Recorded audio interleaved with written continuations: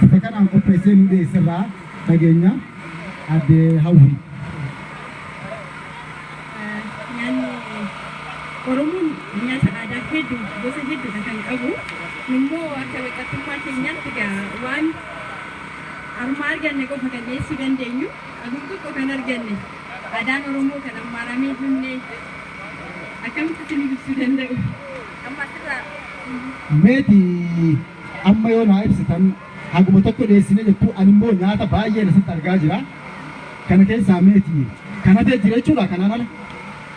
Hedduu ta'ee fakkeenyaaf cumboon jiru addana cororsaa, cumboo, ancootee, teshata hedduutu jira kan armatti nuti hin argamne jechuudha.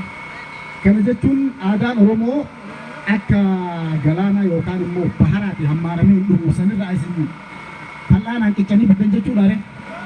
Sayyuu fal'aana baay'ee xiqqoodhaan kanaaf jechuudha aadaa bareeda qabna hin jiru kan keenya gidduu aadaa bareeda qabna hin jiru kan keenya gidduu aadaa faaya Oromoo meeshaa faaya Oromoo kunnillee bitu maqaa nyaata kanaa tokko tokkoon daawwattoota keenyaaf nuuf ibsaare. Asirraan eegala kun caccabsaa jedhama. Caccabsaan xaafii irraallee hojjetamuu danda'a, qamadii irraallee hojjetamuu danda'a. Akkuma argitan kun xaafii irraa hojjetamee dhadhaa fi qixxaasaa tolfamee jechuudha.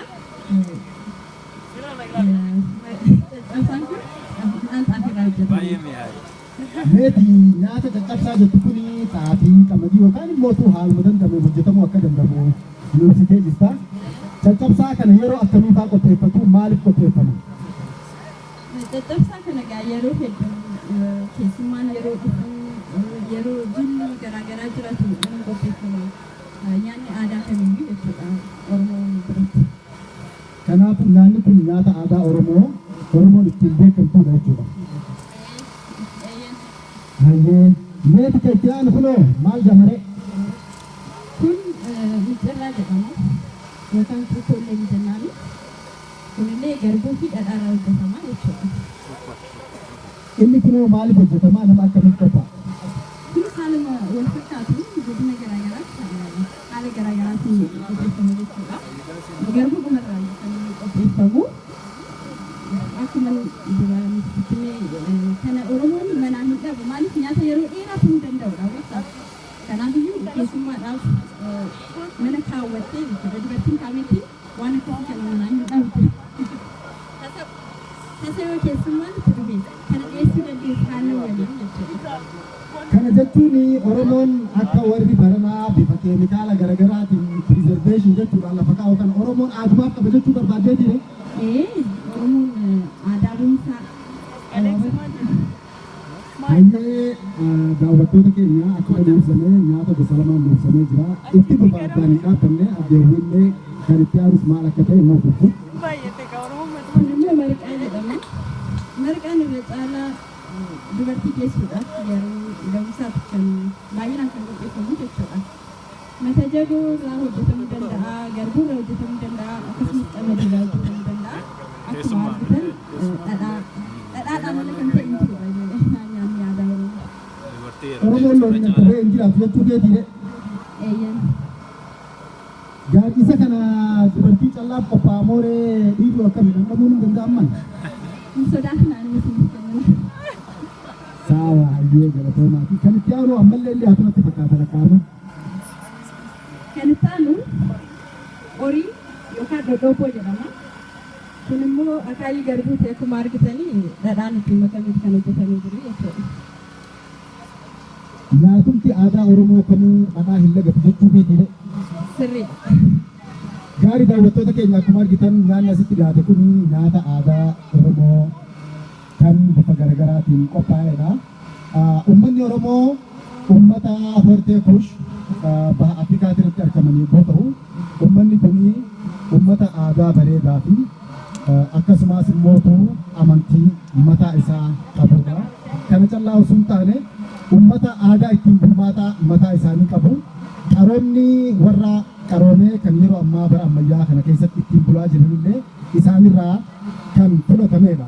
Uummanni Oromoo ganna dheeraan dura jaarraa 16 kaasee haga har'aatitti sirna gabroonfataatiin ergii kufeetiniin sirna gabroonfataa jalatti kufeerraa kaasee aadaa isaa, afaan isaa, amantii isaa tiin wal dhabeetiniin dagatee ture. Haa ta'u har'a kan asitti arginu kuni mootummaa guututti deeffatuun dheeraa baanu abdiin jiru kan nama jajjabeessuudha. Maal jechuu barbaadeeti? Bakka barbaanne gahuu baannus bakka kaleessaa akka hin jirre natti argisiisa. Adde Hawwiinis kan manuudhaaman. Mee adde Hawwii nyaata aadaa qophaa'e kana laalchisee uummata Oromootiif wanti dhaabtuu jiraatu. Nyaata aadaa kana laalchisee qofa osoo hin taane akkuma waliigalaatti Oromoon aadaa isaa kabajuu qaba. Eenyummaa isaa kabajuu qaba. Akkuma achirraa dubbistanitti uummanni aadaa hin qabne garba. Garbummaan immoo maal akka ta'e egaa Oromoodhaaf dhoksaa miti. Maaliif hundi keenya irratti miidhamneerra waan ta'eef jechuudha. Kanaaf of mul'isuu qabna, of agarsiisuu qabna. Kallattii hundaan iyyuu uffannaa keenyaan eenyummaa keenyatti boonuu qabna. Nyaata kanas nyaata aadaa qopheessuudhaanis ta'ee jechuudha irratti waan garaagaraa irratti of ibsuudha kan qabnu akka nu badhiisanii. Hayyee adde Hawwii galatoomaa sirra kasii yaadu hin jiru akkuma jedhamu Oromoo irra kan Oromoof yaadu hin jiru. If jaalachuun wanni caala hin jiru. If jaalachuun immoo waan ofii jaalachuu fi waan ofii qabachuudhaani. Kanaafuu dhaloonni Oromoo hunduu aadaa keessan jabeeffatanii eenyummaa keessanii akka boontan isinii dhaamnaa itti aansuudhaan amma immoo gara dhangaa kana dhandhamachuudhaafitti isin ceesifnaa galatoomaa.